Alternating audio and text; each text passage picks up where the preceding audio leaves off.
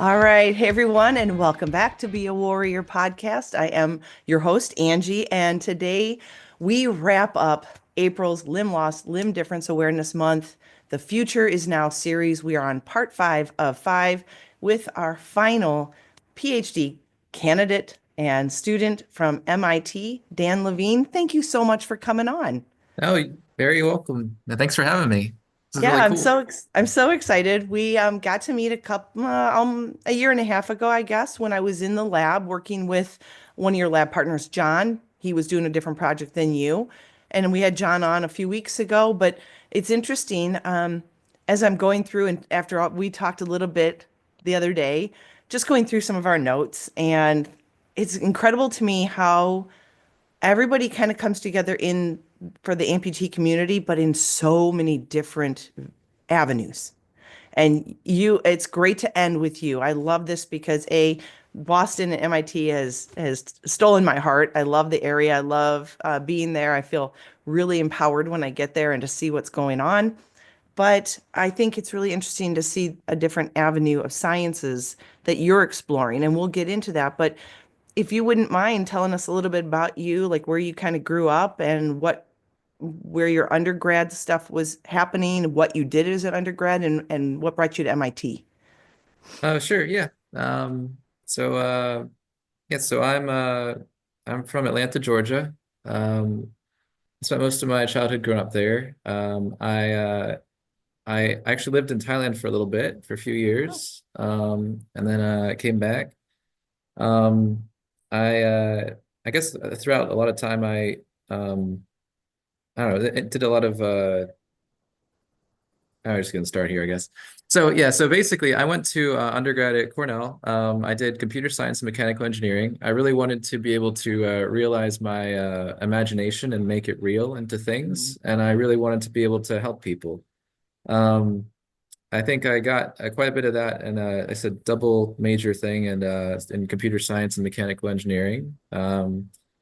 And then I wanted to carry that forward. So I learned about startup type work at Cornell Tech in New York City. And then the way I ended up here at MIT was actually had some friends of mine point out some of my work. They were like, this work that you're doing seems kind of fun. It seems like the kind of stuff they're doing at the MIT and the Media Lab. I think you should take a look at this. And then I got some stuff together. I threw my package over the wall, and then I ended up sticking. So then I was here. I first started off in a creative group in Tangible Media, where I worked in a lot of um, tangible interfaces, which are a way of experiencing digital media through tactile and human interaction. And then I ended up finally in the PhD in biomechatronics, where sort of taking all this I learned and applying it directly towards next generation of prostheses that work very nicely with people to try to sort of bring in all the different creative and technical bits together to realize something real nice.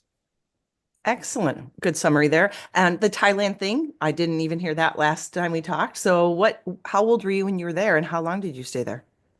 I was there for three years. That was like in middle school. Oh, wow. Yeah, that was it's basically like fifth grade through seventh grade. My That's a mom tough was age too. it was cool though. Yeah. It was really cool being in a different place for that time. My mom was from Thailand, and so we were there with some of her family and everything. And then my dad was he's always sort of been in the HIV AIDS program, part of CDC. And so there was some programs going on over there. Okay. Yeah, that's right. You told me your parents are both in the medical field, correct? That's correct. Yeah. Okay. What was it that your mom did again?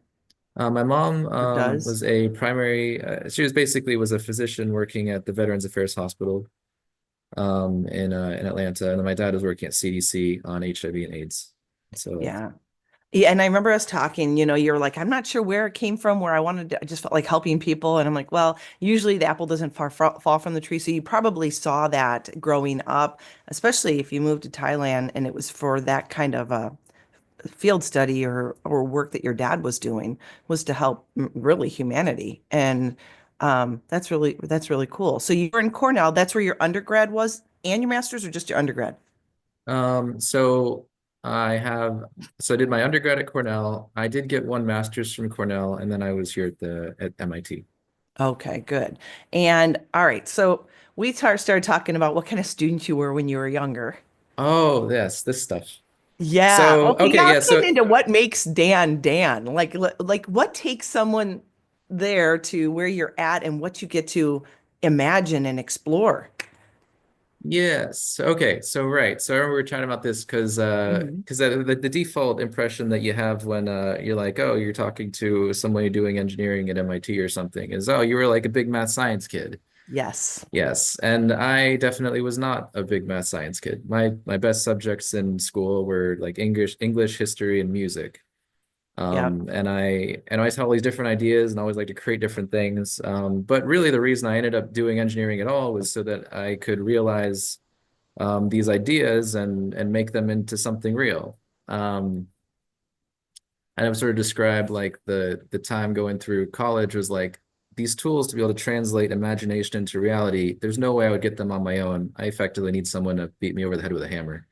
Yeah. So, but after, and I would say that a lot of those tools I didn't particularly necessarily enjoy at the time, kind of running through that whole curriculum, but there's some there's some threshold you cross where once you've like crossed that divide, everything sort of clicks, and then the creative side gets to work with this whole new set of tooling and perspectives, and then so everything kind of just like opens up, and the world's sort of like the big sandbox. It's kind of cool. And we talked about that, the sandbox of no rules except nature.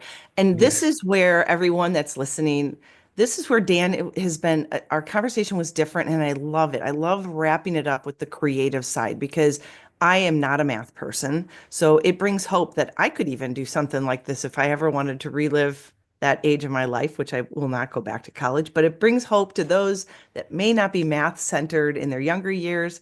You could still be like do something epic for even our community, the prosthetics and stuff.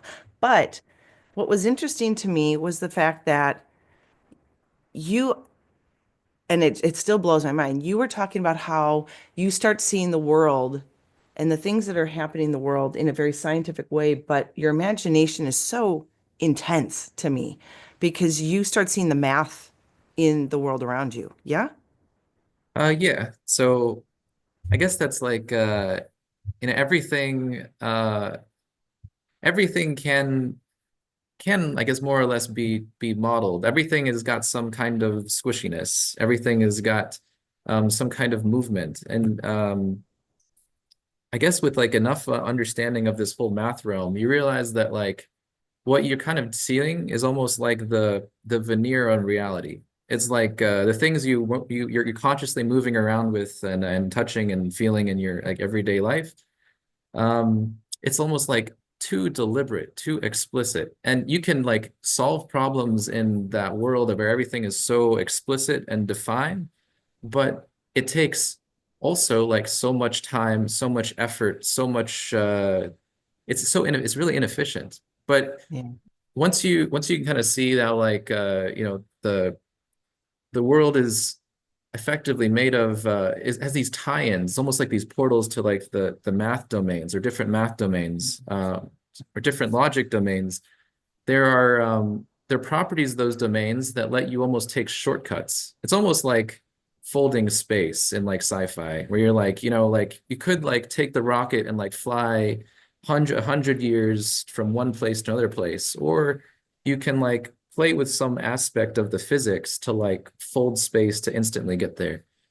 Um, so I guess That's what I'm saying here with the right well, what I over mean, me. what I mean though is That's, like, but no, that's good. I mean, that's how you think, and it's incredible to hear you talking about it. Yeah. But yeah, yeah. Um, I guess where I was going last time and as maybe this time here, and try to convey is, I guess if you if you're able to like understand and explore those kinds of spaces and like the modal space or a lot of times the properties can be encoded into like a matrix, then there's different matrix properties that you can apply to find little sh like shortcuts or describe properties in their essence. Then you can one is you can design systems that really perform with high strength and to what you're really trying to get without just like making a bunch of iterations. You can like see the solution in the math and then like bring it down into a real form.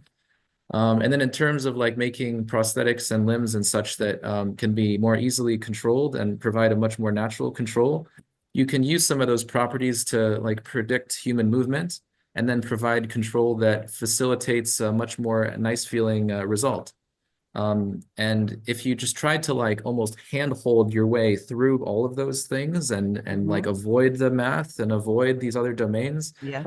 you can, but it's just a humongous amount of effort for which you could have potentially folded space and found a shortcut to the end. And is that what you like to do? You like trying to figure out how things work so that it's more of a straight line versus get Uh, straight through? Is that your, I guess I like to try to find um, the thing that's going to help the most. Sort of give you the biggest bang for your buck in terms of um, I guess the time and material spent, but also I guess it just the other part of it is also just really kind of fun to come up with something that's kind of got a creative it's like almost a creative perspective in the land of like the like a math land. Mhm. You some kind of creative solution where you manage to connect um, the real world to the other world, and then bring down some design or some kind of controller that results in some kind of magical behavior for the user, but Yeah. really just makes people's lives better. It's sort of like if you play in this funny space, you can bring down things that end up having some pretty cool impact. Um, Well, yeah. and speaking of that, so when we were talking about that project you did for your friend who was blind, Oh yes, was that a at MIT Masters or where was that that? was during my master's. So that project. I would say that project actually probably had a good bit of whimsy to it. Um, Yeah. that one, I think some of the problems that working on in prostheses and control of prostheses to make those more natural, Yeah. um, those you have to kind of live in the world of math to come up with something Well, that's efficient yeah. and elegant um, and Can you really, yeah, sorry. can you explain what you did for your friend Oh so that yes, people yes. understand Okay. what because this is crazy. Like this is really cool. Like Uh, this is fun. This would be fun to try to create. Yeah, so okay, so I guess there's also some origin to that project that I'll bring up here. Okay. So yeah, I've got a friend who's blind. Oh, we should just say sighted and non-sighted. I guess he's Uh-huh. non-sighted. Okay. And we were hanging out. Actually, we also had some other friends there too. And he basically wanted to see if we could put Super Mario onto this dynamic physical display. It's a little too convoluted. Let me see. Yeah. So basically, in my old lab, we have this platform called the transform, which is this table that has a bunch of different pins that can move up and down. It created all these nice art forms, Mhm. as well as interesting tactile interactions. You can like simulate material on them. You can all these kinds of things. But we wanted to see if we could do something where we could bring we could put dynamic media or dynamic games onto this, such as Super Mario. So in this for this particular one, my friend working together with him, he basically said, when experiencing a lot of things, one of the things I really care about is being able to know where stuff is relative to me. When you're non-sighted, object constancy is really important. Being able to know that when you put something down and you leave and you come back to it, it's still there. So the kind of crazy or cool thing about like old style games like Super Mario is that Mario stays exactly in the center of the screen and the world moves around him. Yeah. And because of that, we said, okay, we're going to use this. We're gonna put this on this display, and we're going to make it so you could put your hands on this physical display, And then to move Mario through the world, we'll let the person embody that. So he created a wearable sensor that someone wears on their ankle, and as they step with their feet, Mario walks through the world. But the way you experience it is because Mario is in the center of the world, in like the side scroller games, you play them, Hmm. the world actually moves. So that actually gives this sound. You hear the sounds of the world moving when you move and know that that was like corresponding to your actions. Yeah.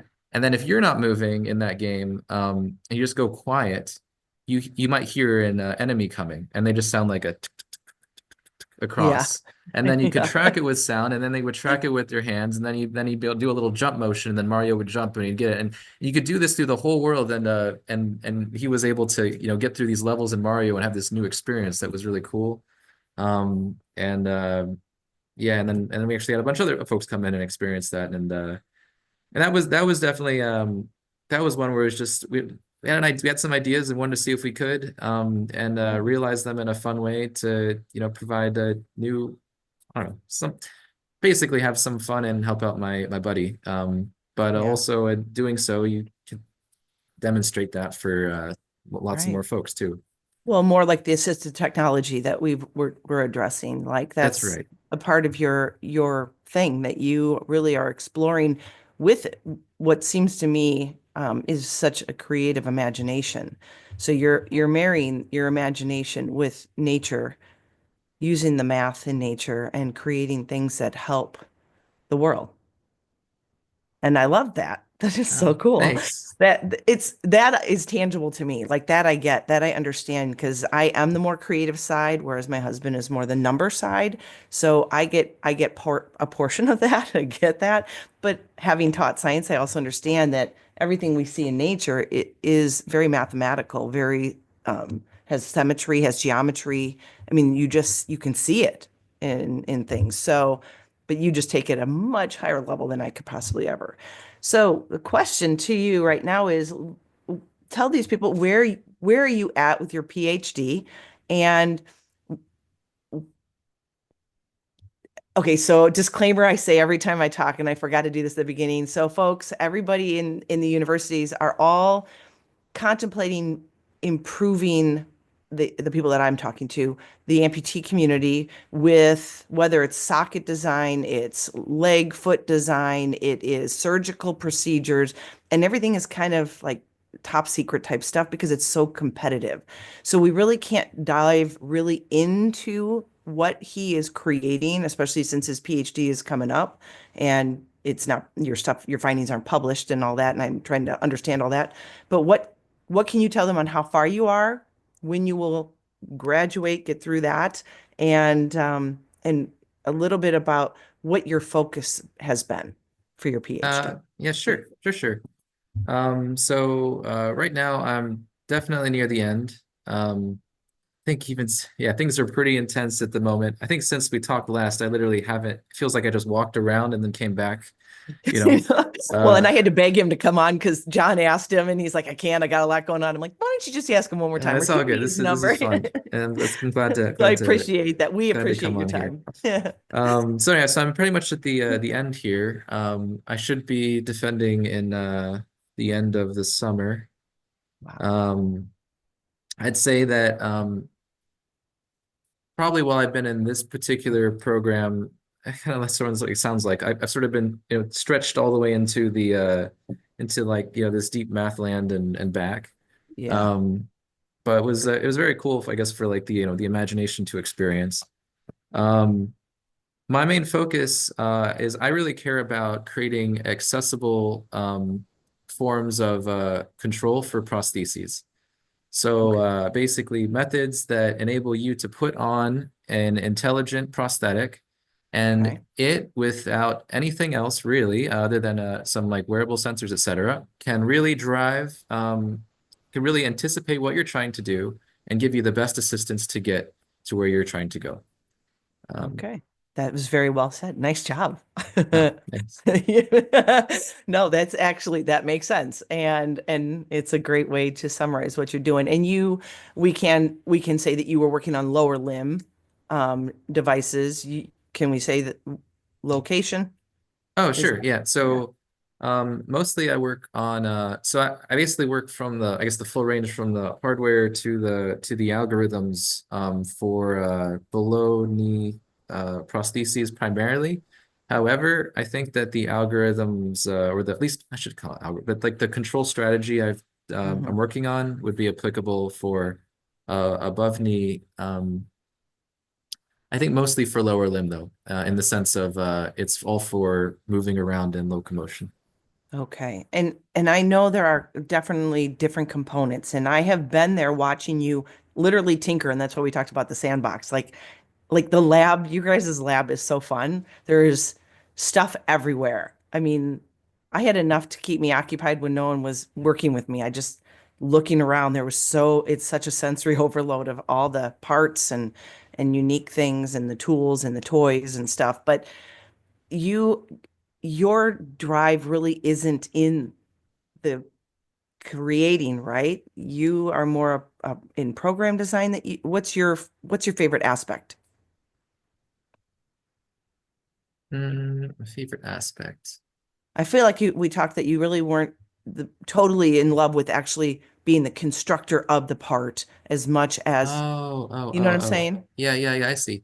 Um, Am I right? Do I s- remember that right? yes, so I think in like in the engineering land, or in the I shouldn't say engineering land, in the land of in technology land, when it's like Yeah. you're trying to come up with something, um, you're trying to create something to either, help folks out or to achieve some kind of purpose or to explore something.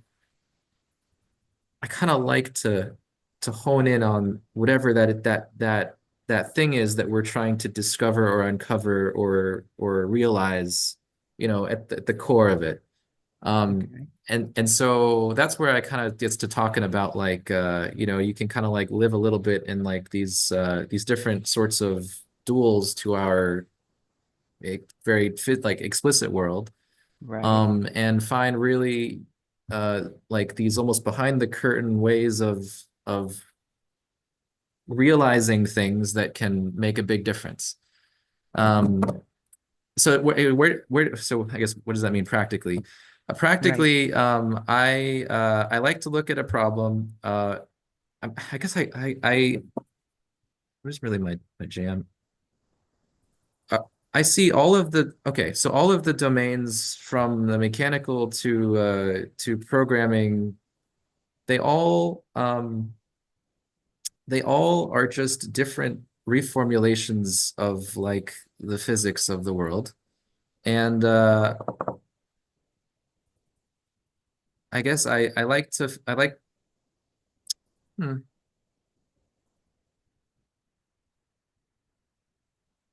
Is it fun to, well, here, you had talked about predicting before building. So do yeah. you like that aspect where Oh, you're, I see where you're going. So yeah, I kind of yeah. like I like measure like 600. There's that phrase like measure twice, cut once. Yep. Yeah, I like measure like 600 times. I like kind of like look at things and explore the whole things from a million different perspectives.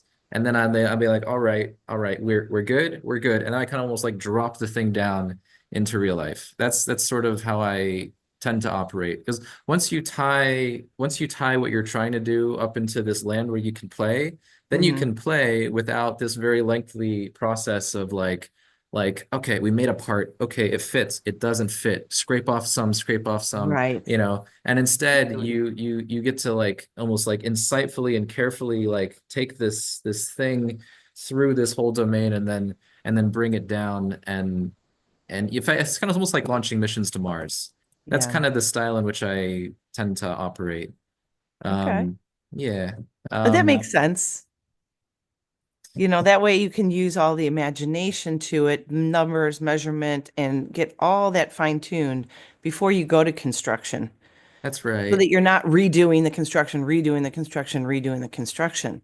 That's right. And then I remember the other thing we were talking about there was so yeah, when you live in sort of this other like you're working with you can sort of like abstract things back, then you can sort of build these different software tools and play Mhm. with these different things where instead of it you there like just like chugging numbers on for a particular piece, it's almost like you're like five people at once, where you're able to see these sort of higher level behaviors or patterns Yeah. in in what you're working with, and then use the sort of some of the power we have in computers to drive towards some answers. And I might be getting a little bit too complicated here, but That's all I guess right. where I like to say is I like to come up with unique ideas. I like to find the ground those unique ideas in sort of the fabric of nature and reality, and then I like to bring those down. And I don't like as much just taking like raw shots in the dark with like pieces of material.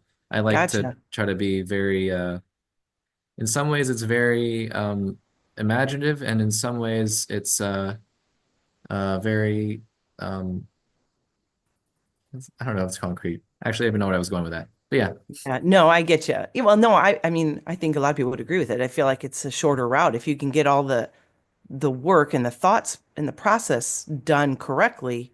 Like you said, measure twice, cut once. Yeah. Get all those numbers crunched, get the natural movement of a human, whatever you have to put together to make that program design work, then create. Because you guys, I mean, I was astounded just watching you guys create things on your 3D printer that you needed for the part. I'm like, I would be like going to like Home Depot. I'm like, do you have that screw? And like, you guys were making parts, which for someone who's never seen that type of stuff, is kind of really actually cool. Mhm. Now, real quick, your PhD is in what? This, It's in I media was, arts and sciences. okay. So to me, I don't know anybody else listening, but you did mechanical engineering, right? That was I did before. computer science and mechanical engineering. Yes. So most of the PhD students we've talked to are biomedical engineering, mechanical engineering, or robotics. So it's kind of neat. Also, another unique side to you that's that. Can you give us a peek behind the curtain what it looks like on a day-to-day basis for a PhD student, especially at the end of your stint? What does it look like on a day-to-day basis? Like, are you in classrooms listening? Do you have people that are like that help you that are part of the undergrad students coming up that are working with you on a project? Are you solo? Are you always in the lab? What does this look like? Um, What's your life like right now? I mean, life right now is probably pretty similar to if you have a deadline in a day. Like it's just, like you're just running as fast as you can through all the different leftover, remaining things. And I guess like, practically, what does it look like? I work with many undergraduates. I really enjoy mentoring and creating sort of the happy fun space where we can come up with stuff and work on stuff together. Um, Also, undergraduates have been absolutely pivotal in realizing a lot of the work that we've been doing. Yeah.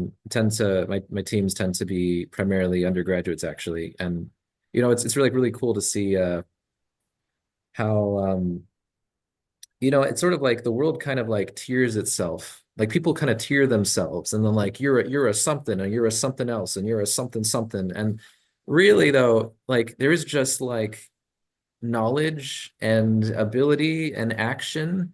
And Mm. you could, I mean, like I'm almost wouldn't be surprised if like if you taught some like kid who was real passionate about something, they could be better at that than like, you know, many people. Yeah. So anyways, I guess where we're going with that was so I guess over this time I've tried to help cultivate a lot of the interests of many undergraduates. So we have this awesome kind of team. Um, and when I was that tie into the PhD thing, it was during the day. I typically I'm like working on like either some algorithm or trying to write on some paper, and Mhm. then I have like my meeting times with my undergrads. We meet, we work on some stuff. They kind of got their sort of gear, what they're trying to do this week. Then they launch off onto their thing, and then I go back and I keep working on stuff. Um, whether it's programming or math programs or writing. Um, and then it gets to nighttime, and then I I kind of hit the night shift where I'm sort of like the world is silent and I can just kind of Mhm. go. Yeah. Um, and then I go to bed for a bit, and then I wake up and then do it again. It is a, and I joke, I'm like, I felt like I was John's mom when I was there. I'm like, are you eating right? Like, I feel like you're always in here in the evening and you're like, got people to go bringing food up to the lab. I mean, I'm like, are you getting out? Like, are you getting fresh air? So, That's I mean, you good. guys are literally, and especially because I mean, even the other night when we were talking, all of a sudden John was walking in, like, I don't even know how late it was because you're 3 hours ahead of us. So it was like 7 or 8, I think. And he was like walking in to Yeah. start his quiet time to, I mean, I guess that's probably the best time to be there because you don't have anybody walking around on top. You don't have, Yeah. people Dur like me coming in and doing lab work with you guys. It's just you, right? that's yeah, during the day is sort of the people time, and during night is like the silence go go go Big, time. big time. And how long is it taking? How long would especially with your degree, to get the PhD? How long have you been working on this? Probably about 5 to 6 years. That's incredible. And in that time, how much of the PhD time is actually spent finishing up classroom stuff, or is it all really hands-on and you have to put in the man hours in the lab and stuff? That depends from project to project and person to person. Okay. Um, I would say I did take a lot of course, and I did have a bit of teaching stuff. Do you I don't guys, know, are it's a you asked to balance. teach? Are you asked to teach? Do you, for as a We PhD actually student? don't, beyond a certain amount, that's not that much. You don't have to, unless you need to, I don't know, like help cover your keep, or like, help, you want to. So Right. um, it's everybody's is a different kind of thing. That's really interesting. So, I mean, you can kind of formulate on what you are trying to get to, right? What your end goal is. Yes, you can try to formulate stuff towards your end goal. All right. And you said then you actually have to defend your what thesis at the end of the Yeah, summer? Is that how it goes? that's And how that goes. and what does that look like? Like, enlighten me. What does that look like? Who's there? Is it a big audience? Is it just you? Uh, yeah, no, so it depends, but typically it's kind of like sort of a big thing where you have like your friends and family and people come Mhm. up, and then you go like hurrah, hurrah, and then you say a bunch of stuff, and then you drop a mic, and then you leave. I'm like, can you leave? And I feel like that'll be the way you go out, which will be really cool. And I'm sure after all those years. So let's see if we can pivot really quick back into prosthetics, the amputee community. How is what you're doing? What is if you have amputees listening right now, what kind of hope or future do you see them having with something like you're creating without trying to give away too much of what your project is? Oh yeah, yeah, yeah, yeah. So I think there's a few different facets. So in my PhD work, at least, I think the thing I'm trying to create for the impact to try to result is the idea that you could, or not the idea, the possible future where you can go to the store, put on buy a robot limb, or go to your doctor and get a robot limb, and the robot limb is more like a biological ankle in terms of what it can do. But the biggest thing is that you put it on and it's like a self-driving car. It just helps you move naturally and comfortably through your environment without you really doing you need to do much. It's yeah, And how, okay, so you use two terms there, robot limb and um I think we said biological, right? Is that the word yep, I was thinking you said? yep, yep, yep, I was trying to keep those in my head while I was listening. But how do you explain that? Like comparative to what like my ankle or my knee is now, yep, because my knee is a sea leg. It is yep. when I plug in at night, it is electronic. It's definitely better than the good old days. Um, but how is this even more ramped up? Like when you say it Yeah. helps you, what is it doing? Okay, so It is anticipating what you want to do, and it is predicting where you want to. Oh well, it is predicting where you want to end up, and then it is finding the best way to get you there. Okay. And And it is, and in contrast to I guess a prosthesis for today, yeah. or of today, um, the prostheses of today do not actually have a model of let's say like the person, the way the person moves. Um, they they're designed to provide some assistance when they're on the ground that is sort of proportional to some equation you design. And Okay. then when you're in the air, then they get back into position to prepare you for the next go. They Okay. basically are like clever resistance machines.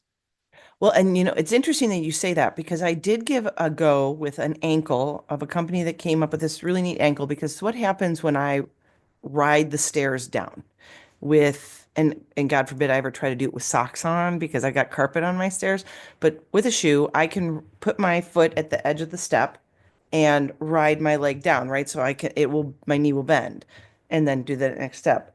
I found a company that created one that would actually, the ankle moved when I did that. Now, it was great for hiking because over all the rocks and everything, but on stairs, what would happen is it doesn't do what you were talking about. It would change the direction, but it wouldn't go back up. So by two stairs in, I was at like this. So then I had to step on a flat step, get my ankle Yeah. into a 90 degree to get to the next step. So what you're saying is this one actually it Looks it, it, ahead. it returns to where its natural position would be. It based off of the whole human movement, it tries to find you the best. I'd almost describe it like the state of the ankles today is like if you were riding a bicycle Mm-hmm. and you were trying to control it by looking down at the handlebars and looking at the ground, just right there. Yeah. Versus if you were able to put your head up and see what's coming, Yes. then you can anticipate and predict and do something. Like no motion in real life is instant. There's always you do something and there's a effect. Exactly. Unless you go to So Disney World and then you're juking people left and right. That's the reality. We're going in a couple weeks and I'm like, I know what it's like, been there with any as an amputee and people you have to move faster than they are. And so I get that. Mhm. So what's the reality of that? I mean, are we looking that might market in 5 or 10 years, or is that still about 20 years down? Or what would you get if you could guess? Like how seriously could that and the cost? I mean, right now insurance would never cover that. So I'll say what I guess what my hope is that yeah, and I know we sort of, when I was talking about algorithms, it kind of, went loo, loo, loo, loo, but um, the algorithm part of that doesn't necessarily depend on you having this really nice robot ankle. It The algorithm part, say if we made some kind of inexpensive ankle that had some ability and also some certain math properties, but some ability, Mhm. then the algorithm would help that ankle or that prosthesis do the best it could to get you somewhere. So potentially you could get some kind of we could someone could design a lower cost device that has some ability to configure and assist. And Yeah. even if it's kind of weak, the algorithm could find the almost like like on a trampoline. You're on a trampoline. If you hit the timing just right, it gives you that nice bounce back. Yeah, The right. algorithm could serve to do something similar. Of as you move through the environment, it is constantly trying to get you the best action it can, given the limitations of whatever system. Okay, and that was my next question is like what kind of energy return? Because right now, the prosthesis of today, the energy return is not really there. Like you get a little give the way that the foot is angled, and there's a little bit of give for the carbon fiber or whatever material they're using, but it is exhaustive. When you have, I mean, if you know the difference, and I went from one ankle to another ankle, and it was 100 times better, but I tried a different ankle, and that one was better than what I have on now. So it's like, what am I missing? Like I must be missing out on some serious energy return. So is that meant to give better energy return because it's supposed to be as natural as possible, which our body's made for energy return, right? So I would say that yeah, with the if if this all works well, actually to put Mhm. that caveat on anything, probably anything Right. in research, if it works well, it should be able to find the best bounce to give you the optimal energy return, which would feel better than probably a current commercial Mhm. robotic prosthesis. And for a lot of conditions besides like the steady state level ground walking, I mean Mhm. like walking on a Right. treadmill, Right. I think it should give you better energy return there as well. Though the other thing is that it actually the if it's a robot prosthesis, it will be able to inject energy in from the battery so that you Oh, don't tire yourself out as much. yeah. Um, Yeah, because it's incredible how I think and most of us probably don't even realize it because we don't normally have a lot of options to find a better one because right now they're all right in that same little area of Mhm. some energy return, but not like massive. So that would be Yeah, a game changer, I think, with what you could accomplish in a day, yeah. I you think know? would be interesting. It'd be sort of interesting to so the like the equations governing a spring or one of these Mhm. carbon fiber pieces are not actually that complex. Um, and I think it'd be quite cool to like, I don't know, for example, if I like shared some of those with you and I gave you like a Mhm. little web program and you could Yeah. put in parameters and then you could say, ah, okay, I want this and I want it to be out of wood or carbon fiber or fiberglass or whatever. And then you could Hmm. like play with different springs that that That would supposedly hit those nice niches for high energy return that on would your be own. really cool. Yeah. Like, yeah, that would be neat. A little custom bar, decide what you need the best of both worlds and all worlds, so we can get the most out of. I mean, we spend a lot of money on these things. You'd think that Yeah. we could, use them to the benefit. I, They're I think heavy. I think also I mean, let's go into that. I think that they're also I noticed that a lot of designs could be further optimized. And sometimes the way that things are created is often with like somebody comes up with a rough idea, they do some rough calculation, or they don't, and then they see how does this feel and does it break or not. And if it meets the criteria of it feels good enough for enough people and it doesn't break, then okay, good to sell. Go for Yeah, it. And I think that is some world of some things you get. There's obvious there's different ways and people have different ways of approaching and everything. right. Yeah. Well, and I think a lot of what I have learned this past month of talking to several different students throughout the nation is there definitely is a need for a better product. There is definitely we've hit a technology point of, I think we're just going to be leaps and bounds changes within shorter years than what we did in the last 20 years because technology is just so different now AI. So you're seeing things that we can create that we never even dreamt of creating. And it would just be neat to see, and I'll probably get in trouble for this, but neat to see our college students getting out in the world and creating companies that can um, ask those other bigger companies to Mhm. put more time and effort into the research of what they're doing. It's going to make them have to step up their game, right? Can I say that? Yeah. You know, Yeah. I'm just I I'm think just what's it saying. it's just this it's the cycles of I don't know, it's the cycles of life. The cycles like Yeah. of like capitalism. I don't know. Right, exactly. Yeah, But it's true. I mean, I think they got into a comfort zone and there really wasn't a lot. But now I don't know if it's just that I've done the research now, but it just seems like it's so much more highly competitive. There's more of you guys that have really kind of been drawn to this. I don't know if it's because maybe there's more amputees in the world now or what it is, but maybe it's all those things coming together I that, think I think think it's in part, um, I think like across time, a lot of curious or, you know, technically inclined folks or whatever have you Mhm. have been drawn to the coolest things of the moment. Yes. And I also think that probably at least the generation, that is probably, doing all this stuff now grew up in some time where a lot of the values were towards like trying to make the world better and helping folks out. Hmm. So I think the combination of like of the things you could do, what are some of the coolest things that bring together all of, like some of them robots, some mechanical, some whatever, and it's for a real good purpose. And the results are cool, and versus like back in like the 60s, it was like what was the coolest thing you could do? It was like NASA. Yeah. Yeah. Yeah.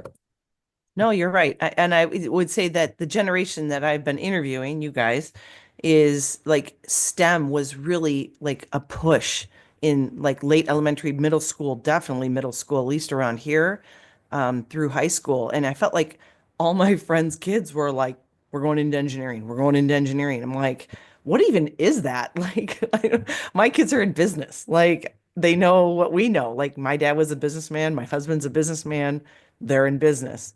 But everybody else I knew was like engineering, engineering, engineering. So they were all looking for the best engineering schools.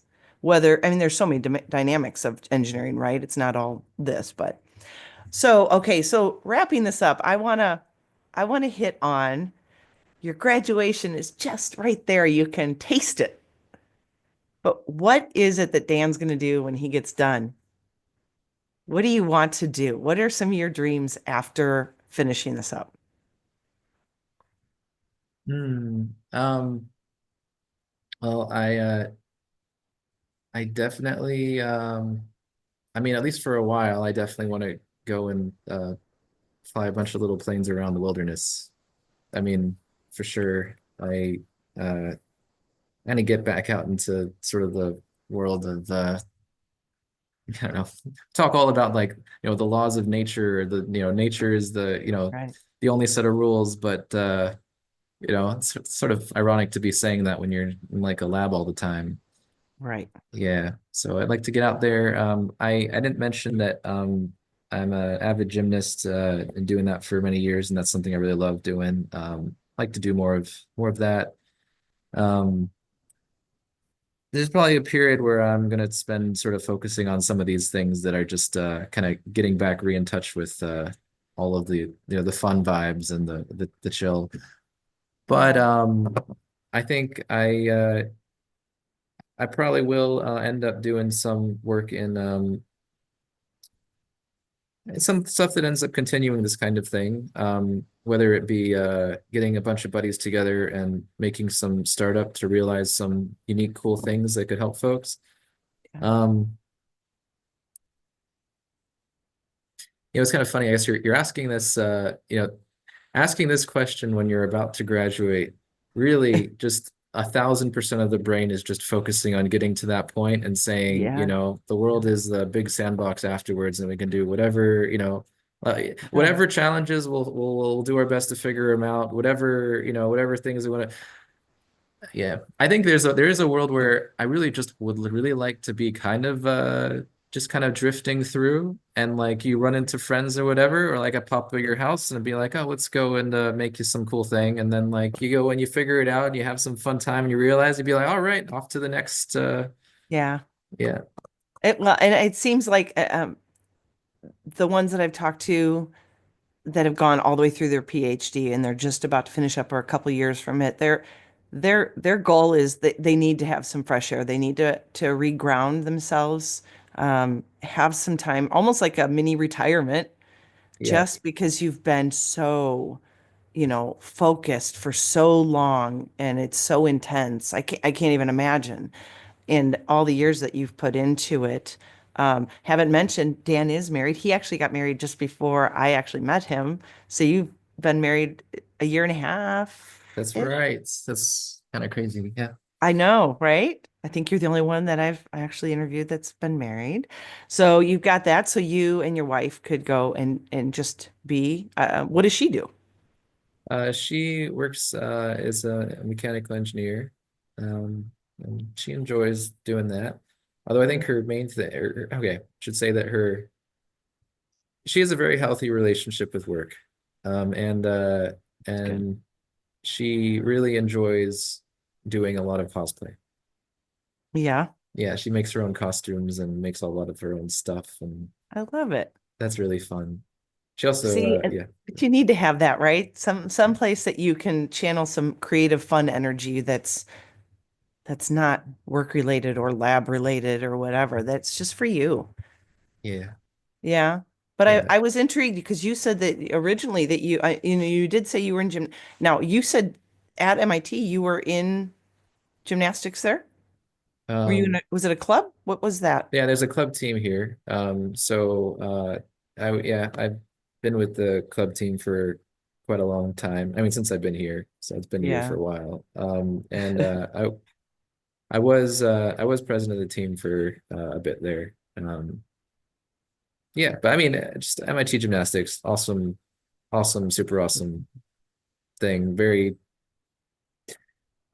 really helped me get through a lot, and I just love those guys and gymnastics. Well, I would think that's a great like break, right? It's both a You need great that. break and it's sort of fun sometimes. You end up realizing you can like you like put some of this like physics nonsense into practice. Like you can like see you can like feel and see how they're connected in the same time. And you know, it's kind of Your brain is and my brain work totally different. I'm just going to tell you that right now. Mine would never be thinking physics while I'm doing that, but well, that's pretty cool. it's like it actually would describe. So I mean, I also really love aviation, but like you know, if you're like driving, let's say you're driving a car, or let's Hmm. say you were like or you're flying a plane, like those things like handle a certain way, Hmm. and trying to think of a good example for a car. Hmm. I guess it's like for a car, one of the cooler things you could do is drift. Yep. And when you're drifting, you kind of have a feel for what can cause the drifting. But there's some things that are not intuitive about how you like get out of a skid or you know. Right. It's like Um, opposite of what you would think, it's actually. opposite of what you think. But if you had the fortunate or unfortunate experience of spending too much time thinking about physics, then you actually kind of like have explored like why, and then those things are like become like almost like you know on the back of your thumb, back of your hand, whatever. Yeah. And then when you're doing stuff, you're like, all right, well, if I bet if I do this, this will happen. And then Right. those things actually often are true. Right. So if you're like proficient enough, I guess in this case at gymnastics, and you're proficient enough at the understanding, then it's like, I bet if I do this, this could happen. And Well, then yeah, I can yeah. see with gymnastics. And you did pommel horse? Is that what I? That's my main event's pommel horse. Yeah. Yeah. So like I could totally see that because it's the way you have to be able to twist yourself or whatever, or when you stick a landing or when you hit that. Yeah, it makes sense now at my age, but when I was your age, I wasn't thinking that.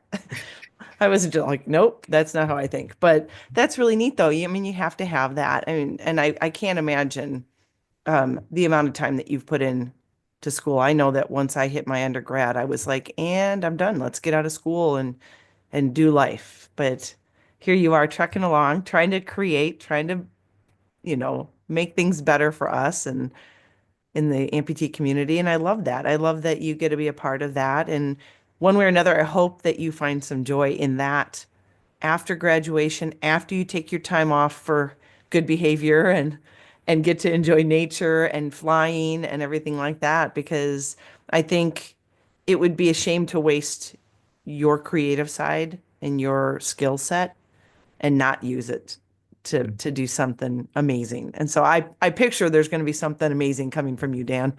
I do. Well, thanks.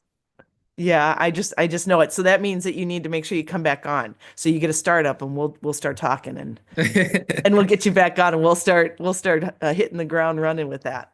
No, sounds good. Yeah. Well, hey, I appreciate you coming on and giving your time. I know this is a tough time, and it truly means a lot to me that you've spent as much time talking with me in the last week as you have. And it's such an honor to have you here and to see what you're doing and give us some insight into what it takes to do what you're doing and for how long you've been doing it. So thank Well, you for being here. well, thank you very much.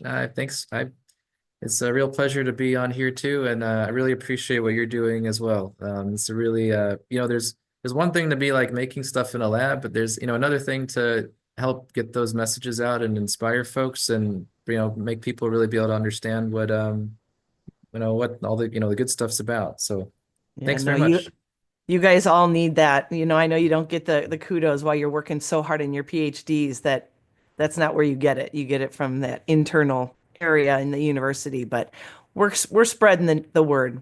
You Well, guys deserve a lot of credit for all you're doing. So thank you from our community to you guys putting all those lab hours in and all the years of study. Thank you. thanks. I All appreciate it. right. And we will talk soon. I will have you back on because I want to see where you're at in a few years. Well, sounds good. All right. Thanks, Thanks, Andy. Dan.